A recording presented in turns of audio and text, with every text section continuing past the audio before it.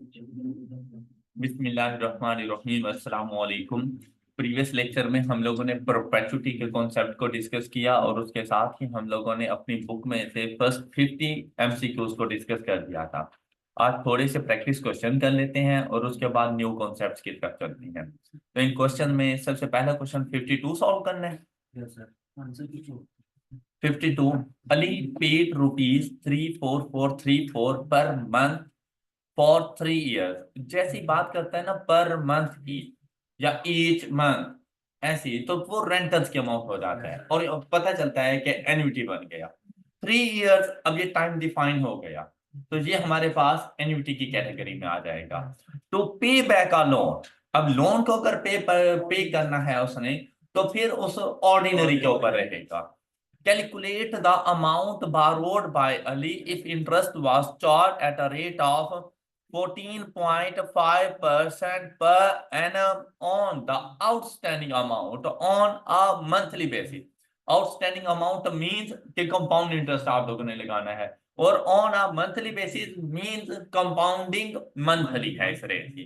तो इस सिचुएशन में आपसे कहता है कि अगर उसको पे करने के लिए 34,434 रुपीज पे करने पड़े ईच मंथ फॉर 3 इयर्स, तो उसने लोन की अमाउंट क्या ली थी? तो हम लोगों ने सिंपली इसकी प्रिंसिपल अमाउंट जाके फाइंड करनी थी। 34,434 into 1 - 1 plus 14.5% by 12 raised to power minus 12 into 3 is equal to 36. Total number of rentals 36. 14.5% by 12 और यहां पर आकर ब्रैकेट क्लोज किया करें is equal to and answer is 000378। जी नेक्स्ट क्वेश्चन कौन सा था? 56। A firm has set up a contingency fund yielding 16% interest per year compounded quarterly. The firm will be able to deposit rupees 1,000 into the fund at the end of each quarter। और अगर यहां पर देखें तो rate की percentage 16% compounded quarterly, तो rentals भी quarter basis पर है। The value of the contingency fund eight the end of the 3 years is, इसमें क्या इशू है? अच्छा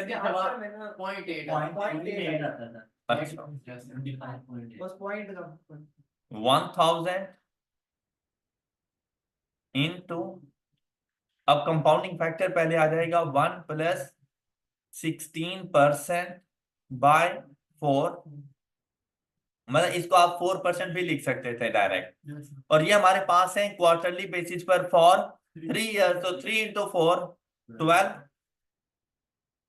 एन की वैल्यू 12 है हमारे पास, -1 अपॉन 4%। ये आपको समझ आ गया होगा। 16 divided by 4 is equal to 4 and answer is 15025.8।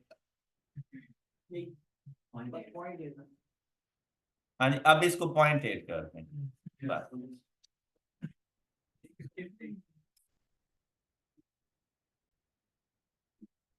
Next 53, ₹200 is invested at the end of each month in, अब देखें ईच मंथ से पता चल गया एन्युटी है, एंड से पता चल गया कि ऑर्डिनरी है, तो ₹200 हमारे पास रेंटल्स की अमाउंट है in an account paying interest 6% per year compounded monthly. What is the future value of this annuity after 10th payment? अब उसने 10 इयर्स नहीं कहे, 10 पेमेंट्स, तो एन की वैल्यू ही 10 है हमारे पास, तो सिंपल फ्यूचर वैल्यू हम लोगों ने फाइंड करके दे देनी थी 200 into 1 plus rate of interest 6%, तो 6% बाय 12 रेज टू पावर 10 -1, और यहां पर 6% बाय 12 इज इक्वल टू 2045 2046 हो गया राउंड ऑफ करके। जी नेक्स्ट कौन सा 60। An individual plans to borrow rupees 400,000 to buy a new car. The loan will be for 3 years at 12% annual rate compounded monthly. He can pay rupees 12500 per month during the first year. What amount would be required to pay during the next 2 years in order to repay the loan? ये मेरे आज के concepts का part था।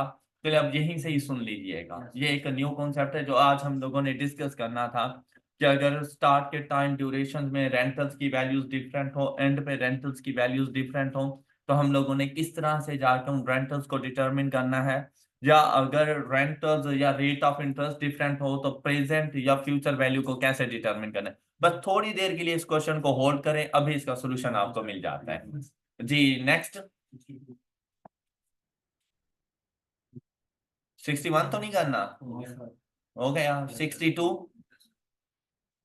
Starting today, AB is going to contribute rupees 200 on the first day of the month on his retirement account. Her employer will continue an additional 50% of the amount AB contributes. If both AB and her employer continue to do this, and she can earn 7.5% compounded monthly, how much AB will have in her retirement account 40 years from now? बेटा ये जो हमारे पास pension funds वगैरह मौजूद होते हैं, retirement fund, pension fund, provident fund, इस तरह के फंड्स वगैरह, उसमें एम्प्लॉय की भी कंट्रीब्यूशन होती है और कुछ ना कुछ एम्प्लॉयर की भी कंट्रीब्यूशन होती है। अब एम्प्लॉयर भी जो कंट्रीब्यूशन करता है वो उसको नहीं मिलती, एम्प्लॉय को ही मिलती है, एम्प्लॉय के लिए कर रहा होता है। तो आपके पास जो रेंटल्स की अमाउंट है वो 200 नहीं है, 200 प्लस 50% ऑफ 200 जो एम्प्लॉयर दे रहा है, 100 रुपए एम्प्लॉयर भी अपनी तरफ से दे रहा है, तो आपके पास जो रेंटल की अमाउंट आनी है वो 300 आनी है। और उन्होंने कहा स्टार्टिंग टुडे, तो मतलब आप लोगों ने यहाँ पर एन्युटी ड्यू का फार्मूला अप्लाई करना है, और ये हमारे पास पर मंथ के हिसाब से जा रहा है फॉर नेक्स्ट 40 ईयर्स। तो इसकी फ्यूचर वैल्यू डिटरमिन करने के लिए सबसे पहली चीज रेंटल का था कि बच्चों को रेंटल का नहीं पता चलता, तो रेंटल 200 नहीं लेना, रेंटल आपका 200 प्लस 50% ऑफ 200 जो एम्प्लॉयर का कंट्रीब्यूशन है वो भी आपने ऐड करना है, तो ये आपके पास 300 हो जाए। इसके बाद देखें 1 प्लस रेट ऑफ इंटरेस्ट आपके पास कितना था 7.5%, 7.5% compounded monthly raised to power 40 multiplied by 12 minus 1 7.5% ji.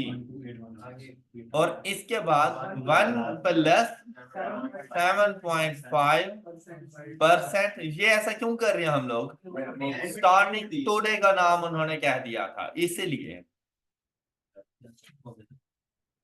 And answer is 912816।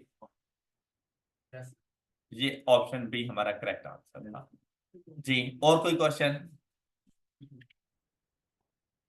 65 तक किसी का कोई क्वेश्चन?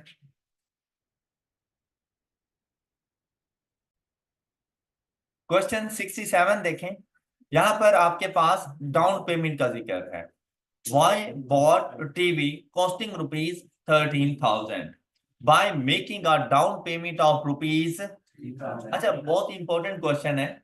अब देखिए हमारे पास अगर हम कैश पे परचेज करने के लिए जाए ना तो वो टीवी 13,000 रुपए का है, लेकिन अगर हम लोग इंस्टॉलमेंट में जा रहे हैं तो हम लोग 3,000 रुपीज उसको डाउन पेमेंट दे रहे हैं। और फिर क्या हुआ, अब देखिए प्रिंसिपल अमाउंट का हमें पता चल जाता है। अब क्या करना है, agreeing to make equal annual payments for 4 साल के लिए हम लोगों ने इक्वल एनुअल पेमेंट्स करनी है। How much each payment would be if interest on the paid amount is 14% compounded? तो टोटल नंबर ऑफ रेंटल्स कितने हो जाएंगे, चार साल के लिए एनुअल है तो 4 ही रेंटल्स हो जाएंगे। अब यहां पर देखें कि 13,000 के लिए रेंटल फाइंड नहीं कर रहे हैं। अब यहां पर देखें कि 13 में से 3,000 तो हमने पे कर दिए, तो रिमेनिंग बैलेंस हमारे पास 10,000 रुपीज है। तो जो रेंटल्स डिटरमिन करने हैं उनके लिए जो प्रिंसिपल अमाउंट आपके पास होगी वो 13,000 नहीं होनी, वो 10,000 होनी है। ऑलराइट, या यूं कर लें कि प्रिंसिपल अमाउंट जो कैश प्राइस है एज इट इज वो इज इक्वल टू 3,000 प्लस, अब रेंटल्स लिख रहे हैं तो वो बात एक ही आ जाती है कि जब ये 3,000 दूसरी साइड पे जाएगा तो नेगेटिव हो जाएगा, तो 13 में से 3,000 गए तो बाकी 10,000 बच जाए। क्लियर? तो प्रिंसिपल अमाउंट में down payment as it is add हो जाती है। तो हम लोग जब रेंटल्स फाइंड करने के लिए जाते हैं और प्रिंसिपल अमाउंट का पता हो तो उसमें से अपनी डाउन पेमेंट माइनस कर देते हैं, जो अमाउंट ड्यू होती है उसके रेंटल्स फाइंड किए जाते हैं। क्लियर? अब बाकी क्वेश्चन आपसे सॉल्व हो जाना है। 1 minus 1 plus 14% raised to power minus 4 upon 14%, and the answer is, ये आपके पास आंसर है। क्लियर? चलें अब कुछ न्यू कॉन्सेप्ट्स देखें।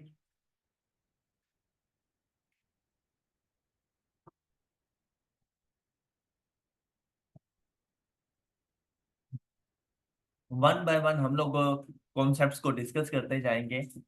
उसमें सबसे पहले जो हमारे पास आ रहा है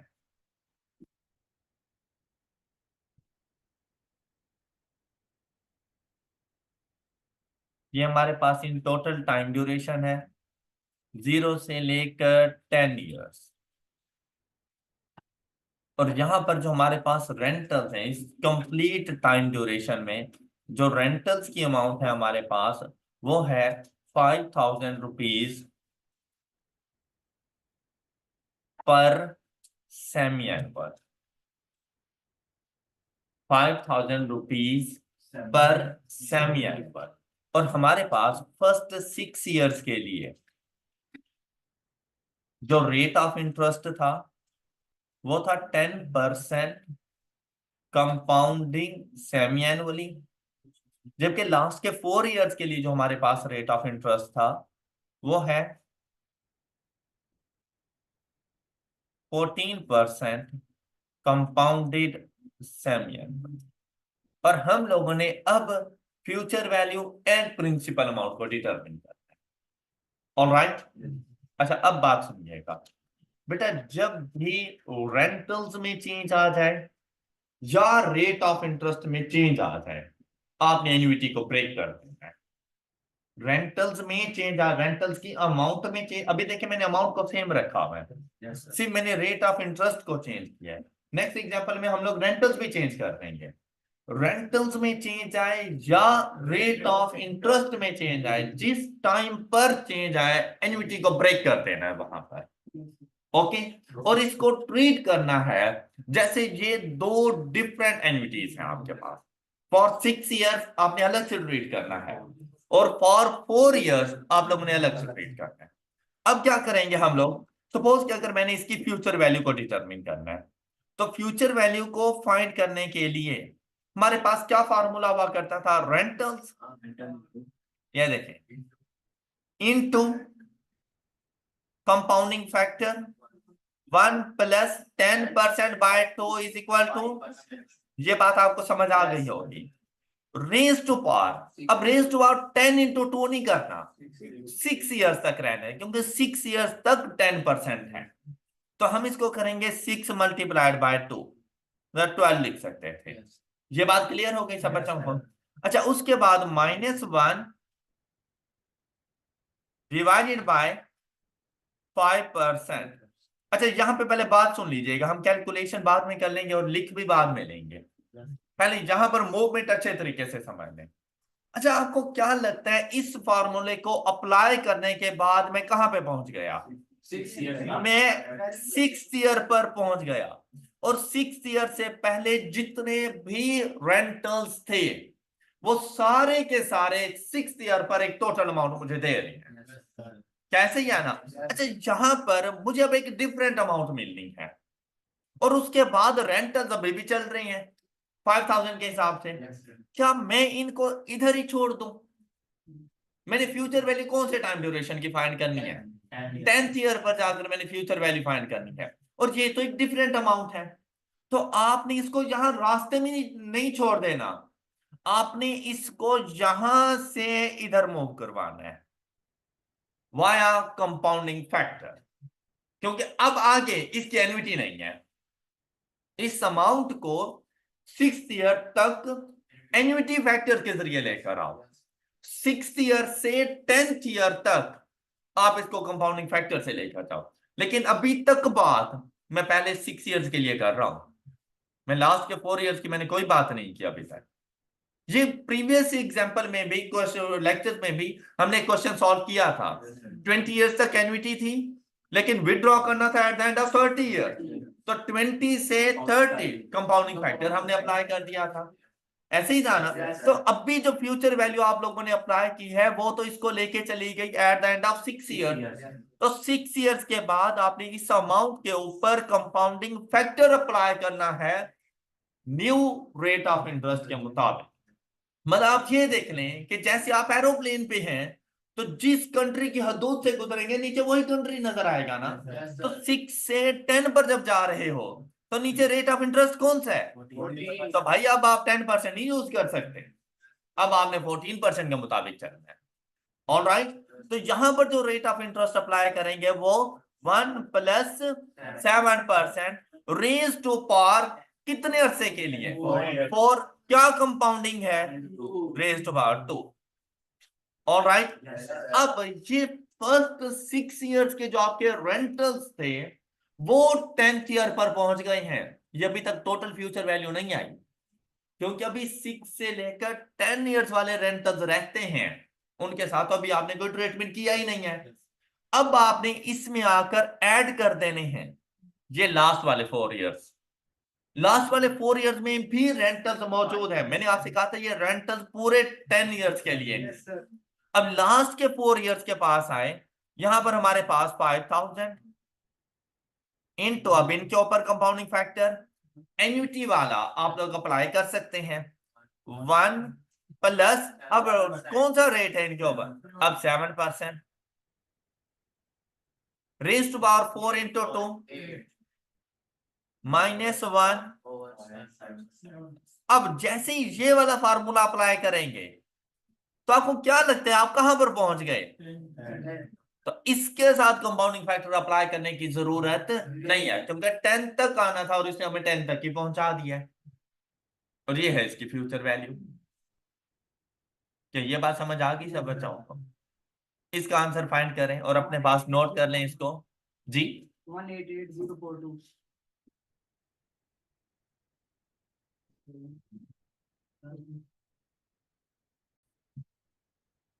सेम कॉन्सेप्ट प्रिंसिपल अमाउंट के ऊपर अप्लाई हो जाता है कि जब आप लोगों ने प्रिंसिपल अमाउंट फाइंड करनी हो, अब देखिए आपकी जो मंजिल है ना वो 0 है। अब 0 पर अगर आपने आना है तो यहां पर भी देखिए रेट ऑफ इंटरेस्ट आपका चेंज हो गया। जैसे ही आपका रेट ऑफ इंटरेस्ट चेंज हो या आपके पास रेंटल्स की अमाउंट चेंज हो, आपने एन्युटी को ब्रेक कर देना है। अच्छा अब ये आप पे डिपेंड करता है कि आप लास्ट वाले रेंटल्स पहले उठाते हो या फर्स्ट वाले रेंटल्स पहले उठाते हो, ये आप पे डिपेंड करता है। मैं ना यहां पर इसको ब्रेक कर देता हूं, ये देखो आप ऐसे समझे जैसे 6th ईयर तक है और मैंने इसको 0 पर लेकर आना है। रेंटल्स की अमाउंट क्या है? Rate of interest 10% compounded semi annual, तो मेरे पास ये 5000 पे पर सेमी एनुअल था। तो जब इसकी ऐसे समझे जैसे 6 से 10 इयर्स तक कुछ भी नहीं है। तो क्वेश्चन बहुत सिंपल है आप लोगों के लिए, इसको सॉल्व करने से पहले ऐसे बहुत से क्वेश्चन आपने सॉल्व किए।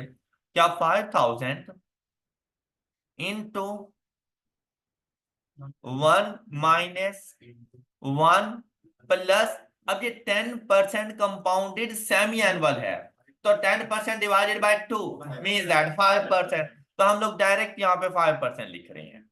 आप 10% डिवाइडेड बाय 2 लिख लें या उसको 5% लिख लें।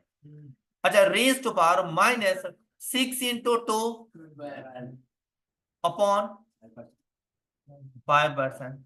अच्छा अब मुझे एक बात बताएं, जैसे ही आप ये फार्मूला अप्लाई करेंगे तो आप कहां पहुंच जाएंगे? 0 पर आप पहुंच गए हैं। क्या आपको कुछ और करने की जरूरत है? नहीं, बस ये स्टार्ट वाले 5000 एट द रेट ऑफ 10% ये 0 पे पहुंच गए। हमें भी 0 पर चाहिए थे। कोई एडिशनल फैक्टर इसके साथ अप्लाई नहीं करना। ओके। अच्छा अब क्या करेंगे, इसके साथ ऐड कर देंगे। अब हम लोग पहुंच गए नेक्स्ट 6 ईयर से 10 ईयर्स पर। जैसे ही हम लोग 6 ईयर से 10 ईयर पर पहुंचेंगे, देखिए रेंटल्स की अमाउंट क्या है। अब देखिए दोबारा से हमारे पास एन्युटी बन रही है फॉर 4 ईयर्स। तो हम लोग रेंटल्स की अमाउंट क्या है? 5000 इंटू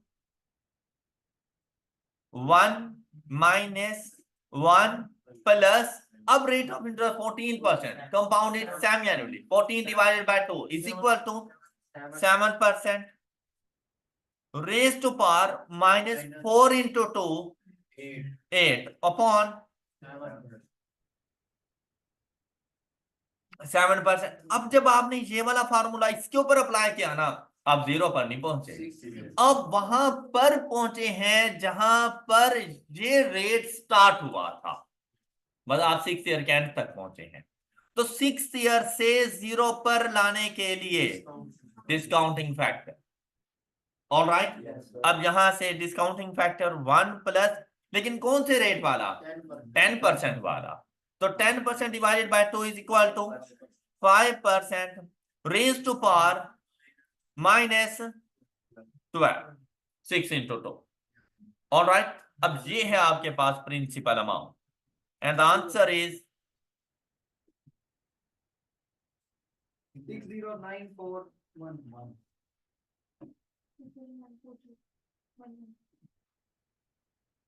ओके।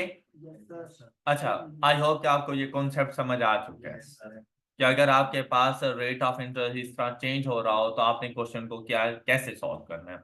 इसी से ही मिलता जुलता एक और कॉन्सेप्ट हम लोग करते हैं, ये आप लोगों ने नोट कर लिया।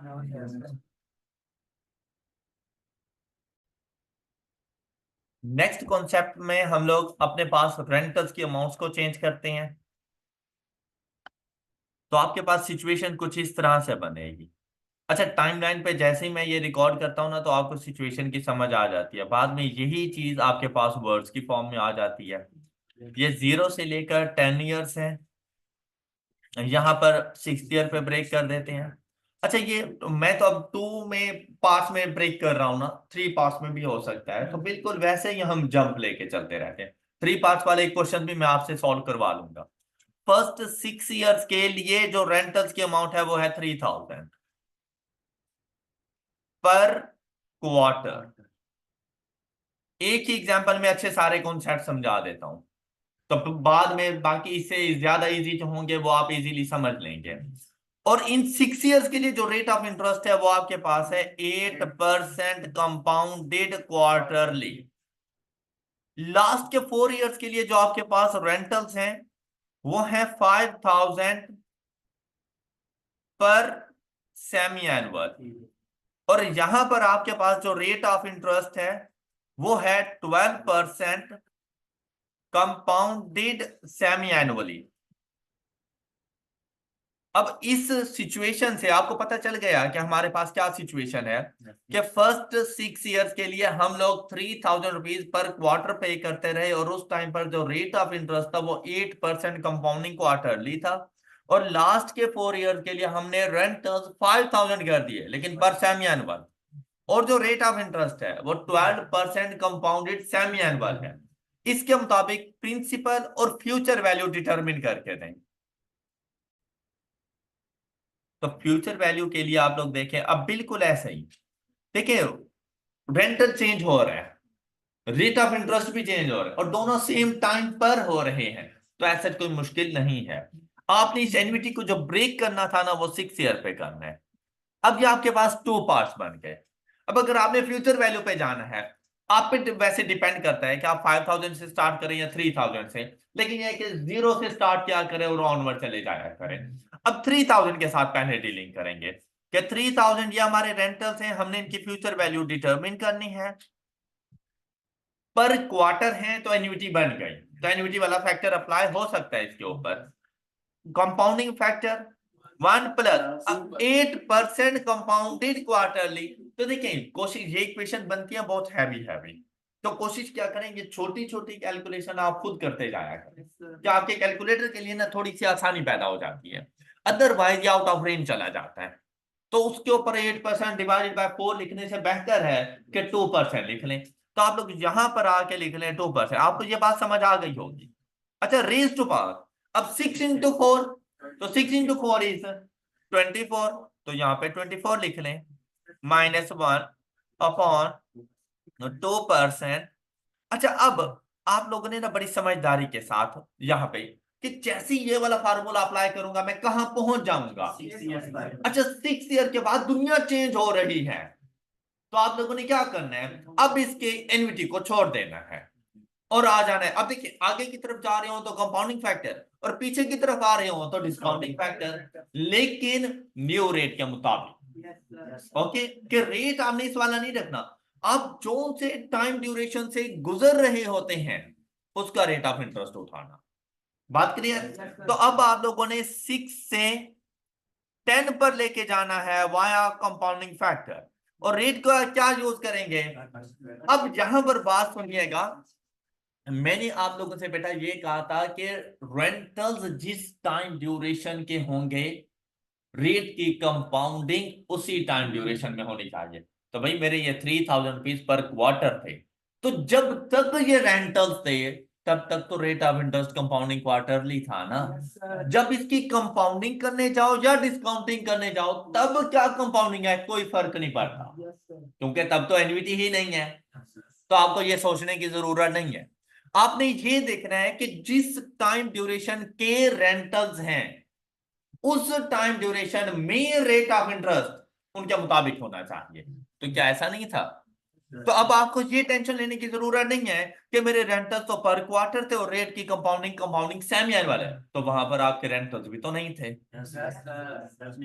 ओके, वहां पर आपके 3000 वाले रेंटल्स भी तो नहीं थे। अब तक बात हम 3000 वालों की कर रहे हैं, यहां पर तो सिंपली कंपाउंडिंग फैक्टर अप्लाई करना था। तो आप लोग 1 plus 12% divided by 2 is equal to 6% raise to power. ये तो सिंपल वही फ्यूचर वैल्यू फाइंड करने वाले फार्मूलाज हैं। 4 इंटू 2, आपको ये बात समझ आ गई। अब आपने कर देना है प्लस। अब पहले वाले 6 ईयर डील हो चुके हैं, अब रहते हैं सिर्फ लास्ट वाले 4 ईयर। अब लास्ट के 4 इयर्स पर जब आप लोग आए तो 5000 इंटू, फिर से कंपाउंडिंग फैक्टर 1। अब देखें, अब इस 4 इयर्स के लिए रेंटल्स पर सेमी एनुअल, तो रेट ऑफ इंटरेस्ट भी तो पर सेमी एनुअल है, तो टेंशन वाली बात ही नहीं है हमें। अगर ये उलट होते तो फिर टेंशन वाली बात थी, फिर मैं सॉल्व नहीं कर सकता था, फिर मैं इक्विवेलेंट रेट्स फाइंड करता। ऑलराइट, अब यहां पर देखें, ये पर सेमी एनुअल होने की वजह से rate of interest 6% raise to power 4 into 2 8 -1 over 6%.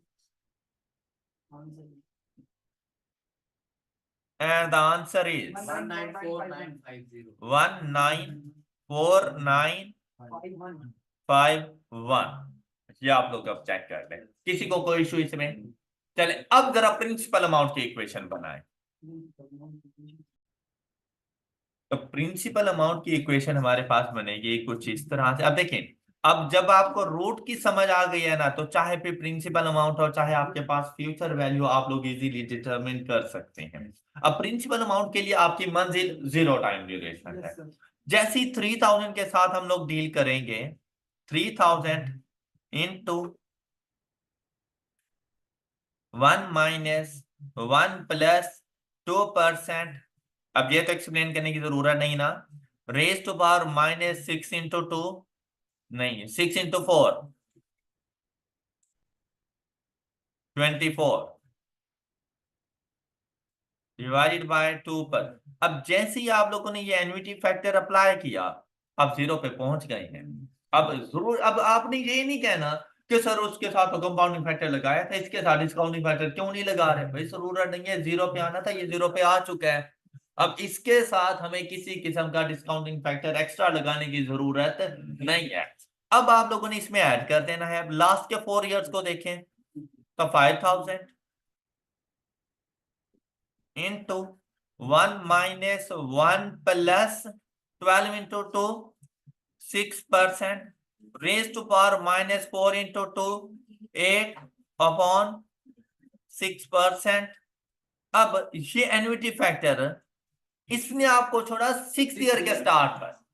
अब 6 से 0 पर जाने के लिए डिस्काउंटिंग फैक्टर 1 प्लस 2%. अब न्यू रेट के मुताबिक जो इस टाइम ड्यूरेशन के लिए था 2%, 8 divided by 4 2% raised to power minus 24 and the answer is 76045.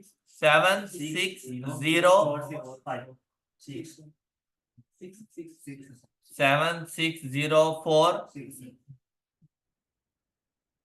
ये आपके पास प्रिंसिपल। अब देखें बेटा सिचुएशन बिल्कुल यही है। यहाँ पर हम लोगों ने future value and principal amount को डिटरमिन किया। ऐसा हो सकता है कि आपको फ्यूचर वैल्यू बता दे, एक टाइम ड्यूरेशन के लिए रेंटल्स बता दे, दूसरे के रेंटल्स पूछ ले तो दूसरे के रेंटल्स को एक्सपुट कर देना। ऐसा हो सकता है प्रिंसिपल अमाउंट बता दे, एक टाइम ड्यूरेशन के रेंटल्स बताए, दूसरे के पूछ ले, एक्सपुट करके वो फाइंड कर लेना। या ये भी हो सकता है कि अगर रेट ऑफ इंटरेस्ट चेंज कर रहा है तो आपसे रेट ऑफ इंटरेस्ट पूछ ले। तो कॉन्सेप्ट्स में कोई चेंज नहीं है, अरेंजमेंट्स में भी कोई चेंज नहीं है। सिर्फ ये है कि जो प्रिंसिपल या फ्यूचर वैल्यू अब आप लोग डिटरमिन कर रहे थे वो आपको गिवन होगी और एक रेंटल मिस होगा, वहां पर सिर्फ एक्सपोर्ट कर देना। बाकी सारी मूवमेंट्स आपकी बिल्कुल ऐसे ही। तो हम लोगों ने प्रैक्टिस करते हुए जो अपने पास क्वेश्चन नंबर 60 को स्किप किया था वो 60 क्वेश्चन अब आप लोगों से सॉल्व हो सकते हैं। ओके, तो आपने खुद इसको ट्राई करना है और कोशिश कीजिएगा कि आप लोग 100 तक ये क्वेश्चन जरूर सॉल्व करते हैं। Alright, that's all for today. अपना ख्याल रखिएगा, नेक्स्ट लेक्चर में मिलेंगे। अल्लाह हाफिज।